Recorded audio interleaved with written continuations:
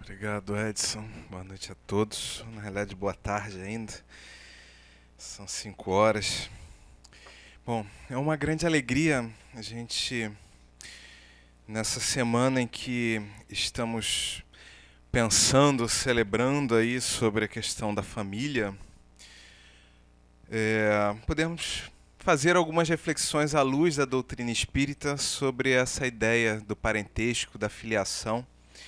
As perguntas que nos servem de referência estão em O Livro dos Espíritos, são as questões 203 até 217, se não me falha a memória, isso, 217. Pegam os itens parentesco e filiação e semelhanças físicas e morais. Nessas perguntas, Kardec está bastante preocupado em compreender como se dão essas relações entre os espíritos no movimento encarnatório, né? Da onde vêm as semelhanças, as diferenças? Será que herdamos caracteres morais? Será que herdamos apenas caracteres materiais? Por que, considerando heranças em alguns contextos, somos capazes de provocar, né, aparências tão distintas em relação àquelas que nos deram origem do ponto de vista genético? Como é que a gente pode pensar essas relações? E, em especial, o que me chamou bastante atenção nessas perguntas diz respeito à questão da oportunidade encarnatória em conjunto. Essa chance de estarmos construindo legados em parceria com outros companheiros espirituais, em mergulhos que, de um modo geral, se fazem em conjuntos, em grupamentos sociais, por semelhança de ideias, afinidades, de aptidões, mas que não é uma regra circunscrita, não é uma regra fechada. A gente vai trabalhar um pouco mais sobre esses conceitos. Eu gostaria primeiro de pensar uma outra questão que eu acho que é muito importante para a gente. E ela foi fruto de muita dificuldade para o próprio Kardec, conforme o livro Revolução Espírita narra, através de um trabalho de pesquisa bastante amplo sobre os artigos, os estudos de Kardec, suas palestras, e o próprio contexto à época, assimilar o conceito da reencarnação, assimilar o conceito das múltiplas vidas, das sucessivas vidas, para Kardec foi algo bastante difícil. E eu gosto de trazer essa reflexão porque nós estamos falando de um salto de 150 anos, mais ou menos. Há 150 anos, a nossa cultura era tão fortemente permeada por essas ideias de uma vida única, sem o retorno, que mesmo para os grupos de pessoas, de estudiosos, como era o caso de Kardec, sendo quase que afrontados pela realidade das comunicações mediúnicas, dizendo do evento da reencarnação, mesmo tendo tido acesso aos escritos antigos da época do Cristo, que relatavam sobre os ensinos do Cristo, nos falando do retorno à vida material de alguma forma, esse conceito, essa ideia da reencarnação, ele meio que se perdeu, né? E nós estamos reconquistando essa perspectiva. Pegando carona no preparo, né, falando dessa nossa dificuldade de lidarmos com a questão mais espiritual, de nos distanciarmos, nos desprendermos um pouco das questões da matéria, ainda tão contundentes essas impressões, né, nos causam uma percepção tão concreta da nossa individualidade, que muitas vezes se faz difícil nos pensarmos para além da matéria.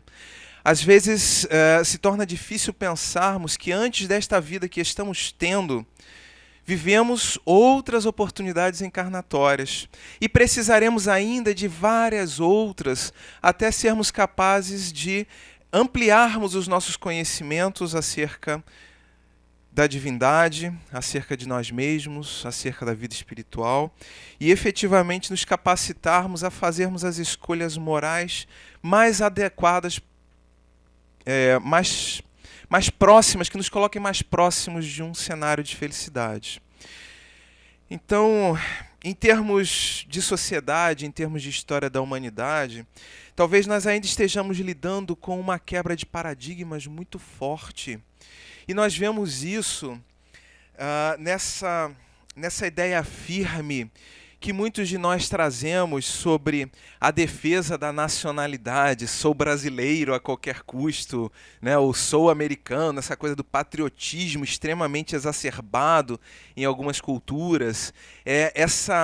Esse importar da ideia, né, da família, e nós até hoje encontramos grupamentos familiares que trazem um valor extremamente forte à questão dos vínculos consanguíneos, a questão da filiação ligada às perspectivas genéticas e todos os desdobramentos, né, numa obra de construção, muitas vezes, que possibilita, sem dúvida nenhuma, o estabelecimento de um legado importante para a nossa sociedade, guardando pedaços importantes da nossa história, construindo tradições que servem para a cada nova geração sermos capazes de repensar a nossa essência, a nossa existência, de irmos evoluindo aos poucos esses códigos, os códigos de ética, os códigos de conduta desses grupamentos familiares, mas ao mesmo tempo nos restringem sobremaneira. E sobre essa coisa da restrição, é interessante a gente pensar, né? Eu recentemente tive contato com uma pessoa que para mim virou um símbolo de reflexão sobre família e parentesco. Ele, viúvo 2 vezes, pai de 4 filhos. Eu estou ajustando, né, para a gente poder não situar com facilidade, mas é algo muito próximo disso. Viúvo 2 vezes, pai de 4 filhos, 3 num casamento, 1 no outro.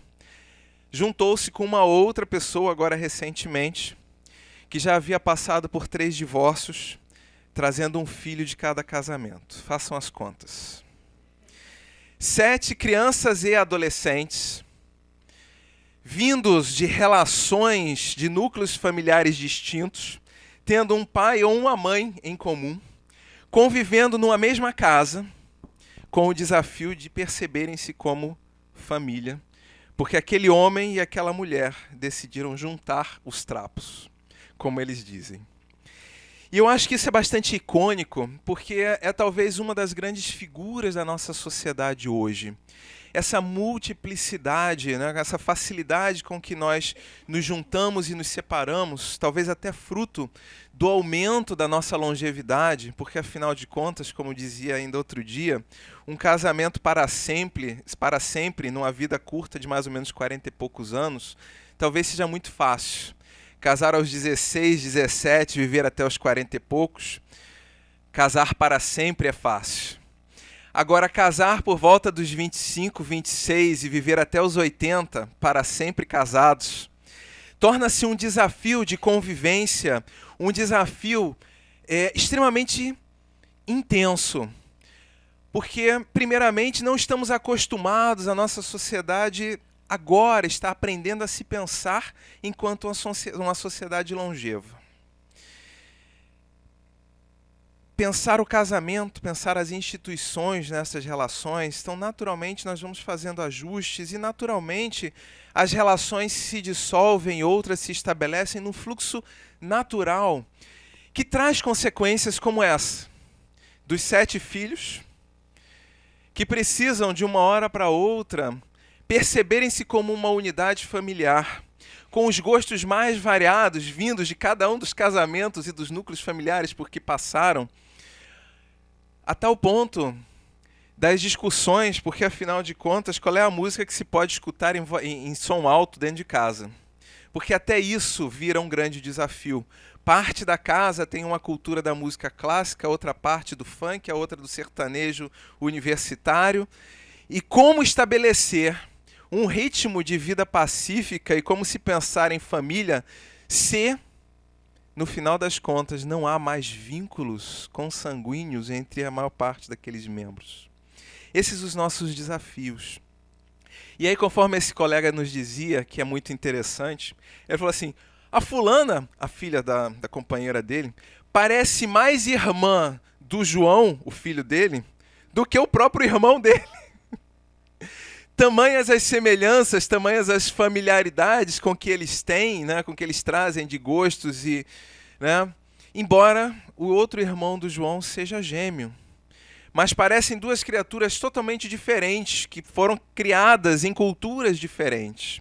Como entender isso, Guilherme? Ele falou assim, bom, você não é espírita, vai ficar um pouquinho difícil te explicar esse negócio.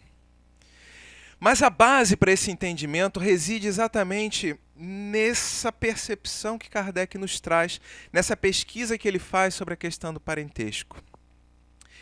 É de vital importância, portanto, nós pensarmos que esse conceito da reencarnação, embora ainda muito distante para muitos de nós, precisa ser cada vez mais refletido.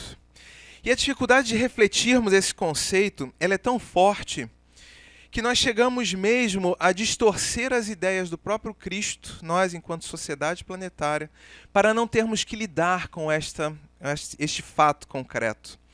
No concílio de 553, o concílio de Constantinopla, 553 depois de Cristo, a esposa do imperador Justiniano, que eu não estou achando o nome dela aqui, uma pessoa, segundo os relatos, extremamente racista, extremamente preocupada com a possibilidade de renascer como negra escrava, porque ela era uma escravocrata, faz uma força muito grande para que a Igreja Católica retire das crenças e dos princípios da religião católica, que já seguia ali com meio milênio de existência, faz uma força muito grande para que fosse retirado aquele conceito do é necessário nascer de novo, da necessidade da reencarnação, como se fosse possível escrevermos as nossas histórias e questionarmos Deus a canetadas. O fato é que o poder e o prestígio daquelas influências foi tão forte que nós efetivamente paramos de pensar em termos de reencarnação. E a ideia do é necessário nascer de novo meio que se perdeu na nossa cultura judaico-cristã de lá para cá. E ela se perdeu de uma forma extremamente vigorosa, embora tenha se mantido em alguns grupamentos. Muitos de nós pensamos na possibilidade da reencarnação, mas dentro dos nossos próprios vínculos, dos nossos próprios círculos familiares, e pensamos que talvez possamos herdar de nossos netos, de nossos bisnetos, nos mantendo nesta construção de uma linhagem pura, como se isso ainda fosse possível. Mas é interessante a gente pensar, né, nesse segundo desafio. Em considerando a possibilidade da reencarnação, como é que esse processo se dá? Quais são as regras, né? Será que eu nasço sempre dentro da mesma família, mantendo aquela linhagem de sangue, aquela tradição e aquela história?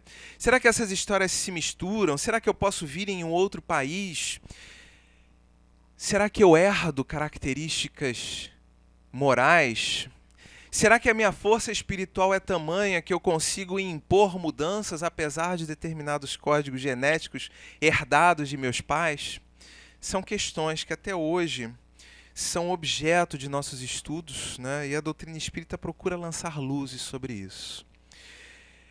Bem, o primeiro ponto importantíssimo que Kardec traz e que os espíritos trazem a partir das provocações de Kardec, das perguntas, e que eu acho vital para nós, é que, via de regra, né, nós herdamos caracteres físicos, mas não herdamos caracteres morais. Cada indivíduo reencarna trazendo a bagagem de que construiu. Então eu trago aquelas minhas respostas, aqueles meus sentimentos, aqueles meus modelos de pensar que eu construí nas encarnações anteriores. E, Ao estar inserido em uma nova oportunidade encarnatória, eu terei que revalidar estes sentimentos, essas formas de pensar, eu terei que ampliar alguns desses entendimentos, eu terei que deixar de mão alguns outros, num processo natural que nós aqui chamamos de progresso. Esse sentido de prosperidade, ele diz respeito exatamente a esse olhar. Herdamos de nós mesmos as nossas formas de sentir, de pensar o mundo, mas, afrontados por uma nova cultura, por novas famílias, por outros grupamentos que não aqueles em que estamos acostumados a estar, vamos tendo que rever conceitos. E essa ideia também é muito interessante de pensar, porque se nós imaginarmos aqui numa conta, assim, pensando em alguns números ditos por alguns espíritos, sem pensar numa regra específica, mas imaginemos que entre uma encarnação e outra levamos aí mais ou menos 100 anos. Isso significam 2 gerações na prática. Para que eu volte a reencarnar, isso se dará 2 gerações à frente. Ou seja, meus filhos, meus netos, eu serei meu bisneto. O que aconteceu nos últimos 100 anos? Imaginem-se tendo deixado a vida 100 anos atrás e retomando agora, com a existência dos telefones celulares, dos tablets, da internet, dos elevadores inteligentes, dos carros de alta velocidade. Só isso já é uma grande provocação para pensarmos nos valores que carregávamos há 100 anos atrás, quando desencarnamos.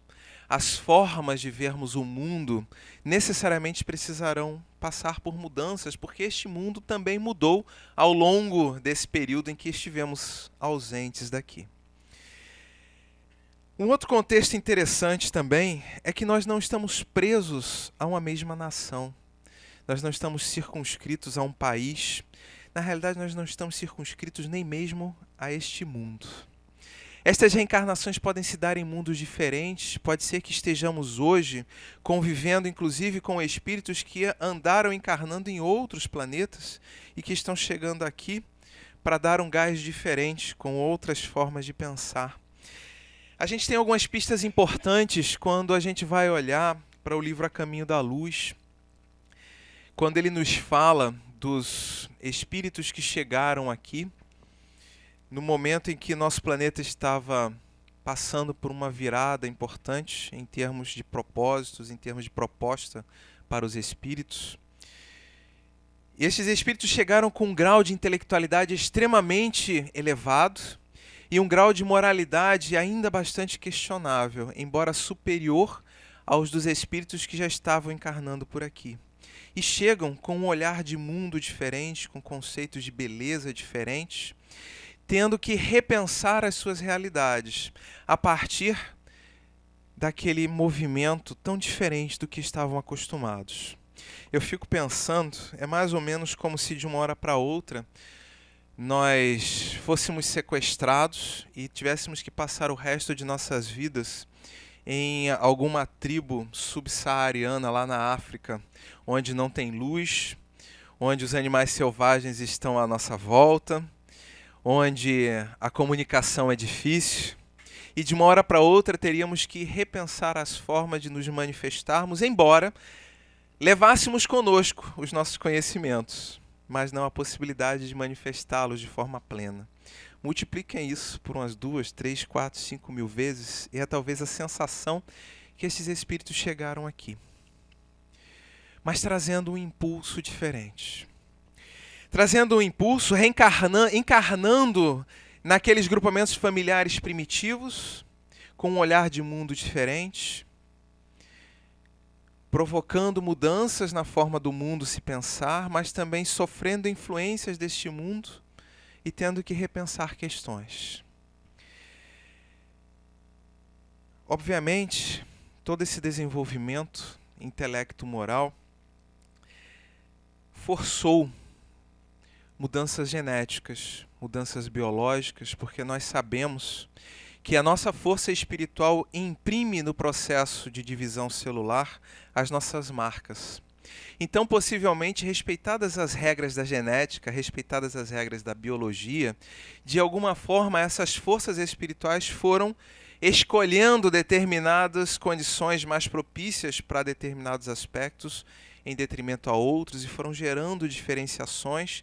E cá estamos nós hoje, com uma multiplicidade de possibilidades de nos pensarmos seres humanos, embora a nossa diferença para um chimpanzé seja de menos de 1% em termos de códigos genéticos. E dentro desse 1% de diferença, há muito pouca diferença entre um europeu e um japonês, e um chinês, e um hindu, e um brasileiro, e um africano. A multiplicidade de possibilidades se faz, portanto, muito mais a partir de nossos conhecimentos, de nossas capacidades espirituais, do que especificamente em função das questões genéticas. Mas a genética é importante nessas definições. Nossos filhos, portanto, recebem de nós um código que delimita suas possibilidades de atuação.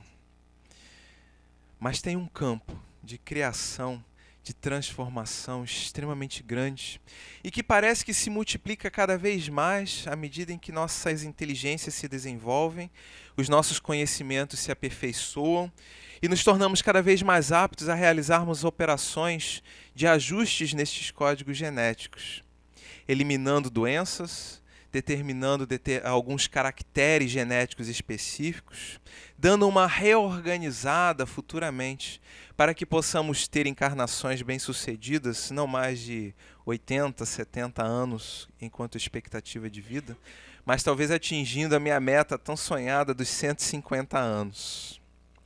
Talvez até ultrapassando isso simplesmente por ajustes nas nossas possibilidades, fazendo uma seleção destas combinações genéticas, escolhendo os genes mais propícios à longevidade, à saúde, ao enfrentamento das intempéries do nosso orbe. Mais uma vez, o potencial do espírito, domesticando as forças da natureza para manifestar-se em sua plenitude. Essa força, ela se apresenta na constituição das culturas, na revisão dos nossos hábitos, das nossas tradições, dos nossos hábitos, possibilitando voos cada vez mais altos, cada vez mais amplos e proporcionando uma diversidade cada vez maior em nossos núcleos familiares. Mas Kardec se preocupa também porque, embora sejamos capazes de mapearmos diferenças gritantes entre os sujeitos encarnados de uma mesma família, também mapeamos similaridades. E similaridades não apenas genéticas, mas percebemos que muitas vezes nos grupamentos familiares temos espíritos que manifestam semelhanças de gostos. Parte dessas semelhanças hoje nós entendemos que tem a ver com o próprio processo de construção cultural, porque afinal de contas aquela família está inserida em um ambiente cultural. Esse ambiente, portanto, vai formatar os hábitos e costumes de uma forma mais ou menos semelhante. Mas Kardec, perguntando aos espíritos, descobre que há ainda um outro aspecto. E aí eu acho que esse talvez seja o aspecto mais interessante para nós pensarmos. Ele nos diz que, de um modo geral, nós nos agrupamos por semelhança. Nós, espíritos, de um modo geral, preferimos reencarnarmos entre os nossos parceiros. Aqueles com quem já temos escrito histórias ao longo das encarnações anteriores. É mais fácil caminharmos juntos ao longo dos séculos, ao longo das encarnações.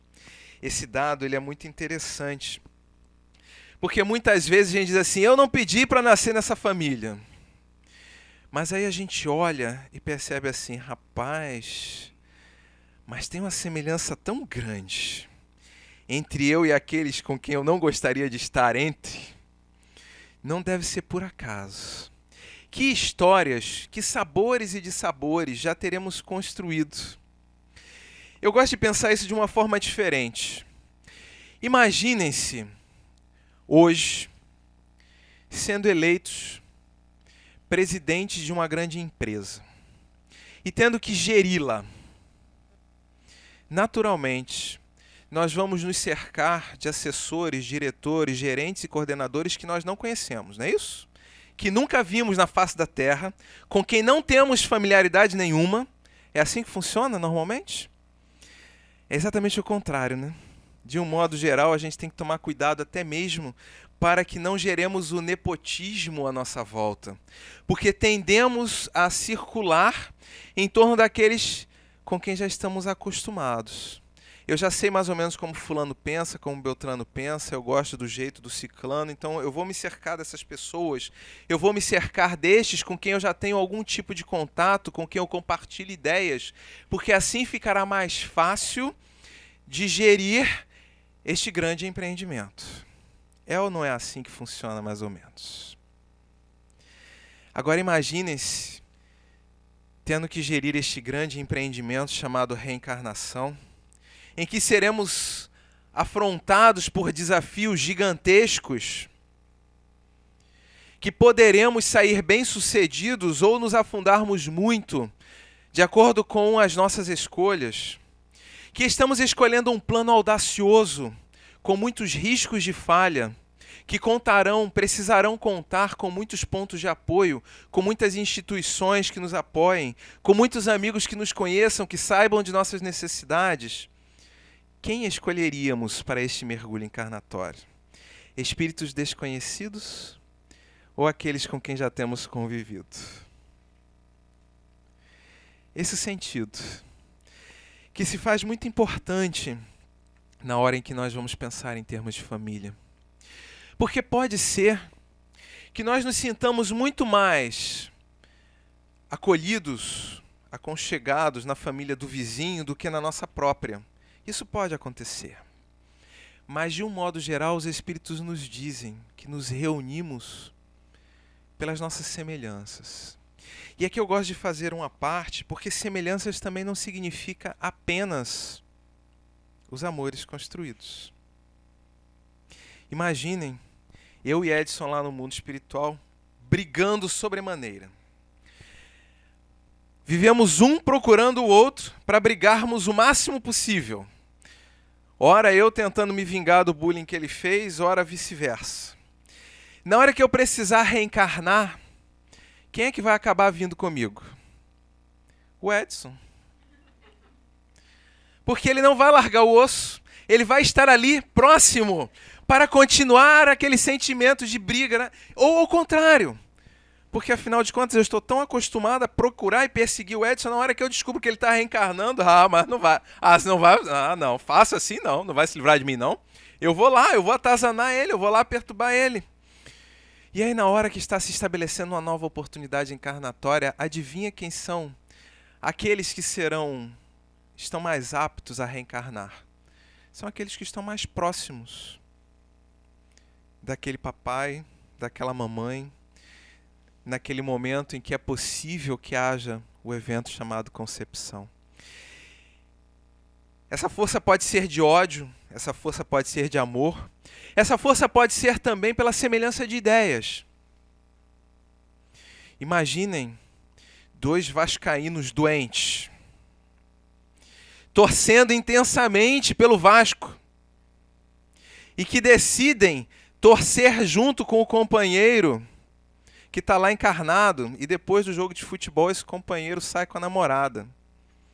Qual a chance desses 2 vascaínos desencarnados entabularem uma nova encarnação naquela tarde ou naquele final de noite no motel? Estão ali próximos. Podemos reencarnar juntos em função de estarmos juntos por conta dos nossos interesses comuns. Não porque nós nos conheçamos, mas porque compartilhamos de ideias.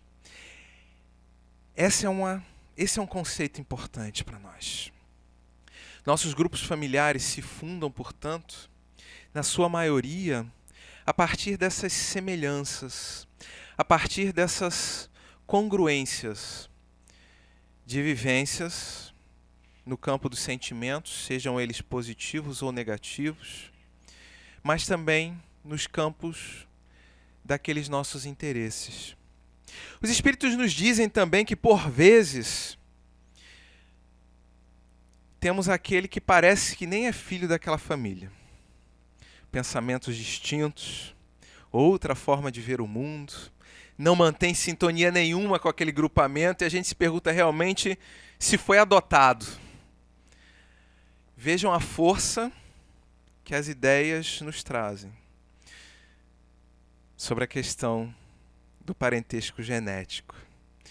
Porque como aquele sujeito traz ideias e pensamentos diferentes, não é possível que ele seja da familiaridade, da mesma família consanguínea. Tamanha a nossa dificuldade de nos pensarmos enquanto familiaridade pela proximidade de objetivos. Mas o fato é que aquele sujeito está ali, filho do mesmo pai, filho da mesma mãe, com vários irmãos, mas se pensando e se significando como uma pessoa diferente, deslocada daquele grupo. Isso acontece muitas vezes porque aquele espírito precisa de uma oportunidade diferenciada para lidar com seu processo de progresso. Ou às vezes, quem precisa de uma provocação diferente é aquele grupamento familiar. Eu fico imaginando uma família de tradição vascaína, onde o bisavô foi vascaíno, o avô foi vascaíno, o pai é vascaíno, o filho é vascaíno. E aí, de repente, nasce um neto flamenguista doente. O desafio que é para aquela família num dia de Flamengo e Vasco. Já pensaram? As possibilidades de refletir, de ter que se alegrar com a vitória do Flamengo, porque aquela criança, na sua inocência, está celebrando a vitória do Flamengo. Eu estou trazendo um exemplo mais corriqueiro, mas a gente poderia aplicar isso em diversos contextos. A provocação que aquele pensamento diferente traz no grupamento familiar, ao manifestar gostos, desejos, sintonias, afinidades diferentes, num exercício de diálogo e de provocação de transformação do diferente, de revisão dos nossos próprios conceitos, de ampliação dos nossos olhares. É interessante, porque a gente traz de uma forma caricata, através do Flamengo, do Vasco, mas eu fico pensando como deve ser para uma família que se constituiu num ambiente predominantemente brasileiro, amante da bossa nova, amante do samba, que gosta do futebol, de repente ser afrontado por uma criatura que ama mangás, que chega a ter até os olhinhos meio repuxadinhos, embora não tenha nenhum descendente de japoneses na família, que tem uma facilidade enorme para aprender o idioma japonês, e que seu sonho, atenção, é voltar para o Japão. Mas voltar como, se esta criatura encarnada nunca esteve no Japão? Esse é um dos garotos do meu amigo. Tamanha a força de suas experiências, de suas vivências, possivelmente nas culturas orientais, possivelmente em mergulhos recentes ou extremamente marcantes. E é interessante porque ele diz assim: eu não consigo entender qual a graça do samba. Aí eu digo para ele: eu também não. Mas eu acho que é um desafio então. Porque se tem tanta gente achando graça, talvez seja um objeto de pesquisa. Tentar nos despojarmos um pouco daquelas coisas que nós gostamos para tentarmos entender estas outras coisas. E aí está a família, às voltas, com contatos com a cultura japonesa, com economias para levar esta criança a uma visita ao Japão, no movimento também, porque eles não conseguem entender como é que alguém não gosta de samba e bossa nova. Pensarmos em grupamentos familiares, hoje, acho que mais do que nunca, é pensarmos que trazemos a nossa herança moral, trazemos a nossa herança ética, trazemos as nossas conquistas, sejam elas viciosas ou venturosas, virtuosas.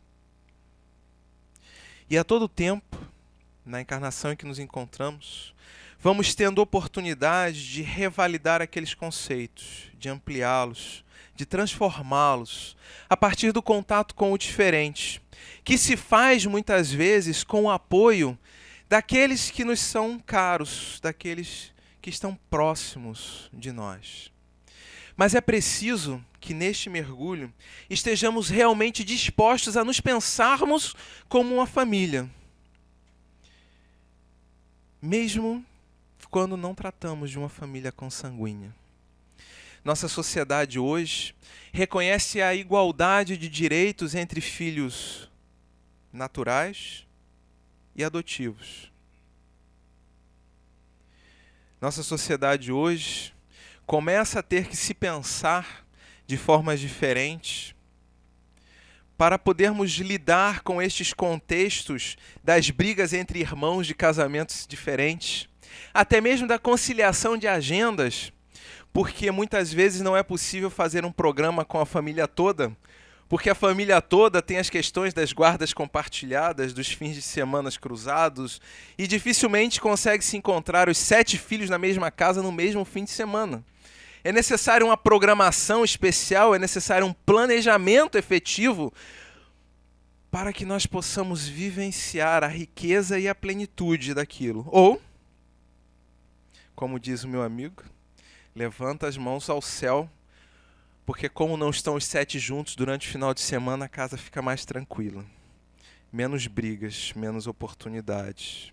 Ele diz menos brigas, eu digo menos oportunidades de crescimento, de contato com o diferente, de contato com o outro, de construções coletivas, porque quando nós juntamos pessoas diferentes com olhares múltiplos, nós temos a oportunidade de realizarmos construções muito mais complexas, muito mais belas, embora precisemos ter muito mais trabalho, realizar muito mais esforço, porque às vezes conciliar gostos é algo muito difícil.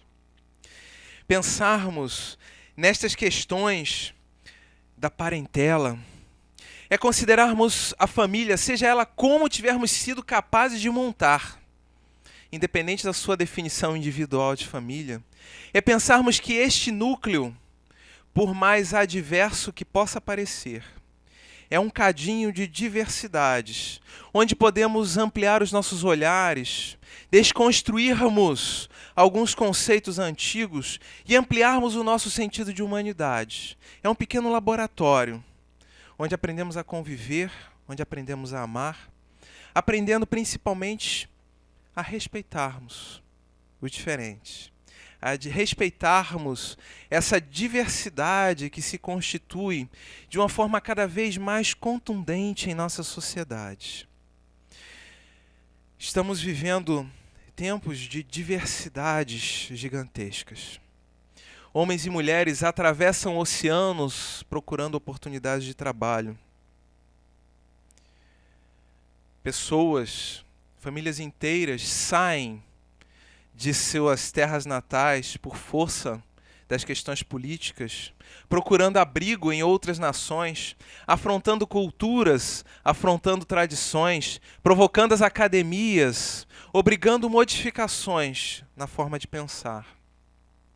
Ainda essa semana assisti uma palestra de uma professora, uma coordenadora de escola na Finlândia.